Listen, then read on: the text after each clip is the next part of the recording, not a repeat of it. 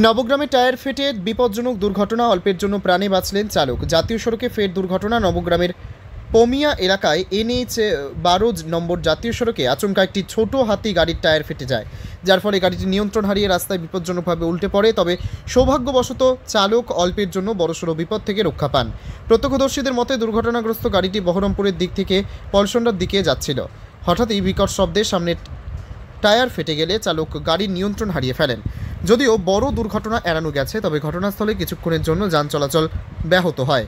খবর পেয়ে নবগ্রাম থানার পুলিশ দ্রুত ঘটনাস্থলে পৌঁছে যান চলাচল স্বাভাবিক করে।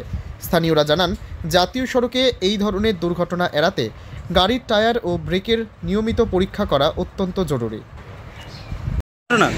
আপনার এই গাড়ি স্পিড ছিল মনে হয় 40-45, আস্তে আস্তে একটা টায়ার উড়ে গেল।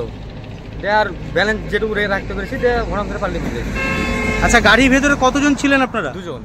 কেউ কি আহত হয়েছে? না, কেউ আহত হয়নি, কাউরে কিছু হয়নি। গাড়িটা কোথা থেকে কোন দিকে যাচ্ছিল? আমি যাচ্ছিলাম আপনার বানজেটিয়া থেকে নলাটি। ও, মানে বহরমপুরের দিক থেকে নলাটির দিকে যাচ্ছিল। হ্যাঁ। এখনো পর্যন্ত পুলিশ এসেছে ঘটনাস্থলে? পুলিশ এসেছে। আপনার নাম? আমার নাম রাহুল শেখ। আপনি গাড়ি চালক? হ্যাঁ, আমি গাড়ি চালক।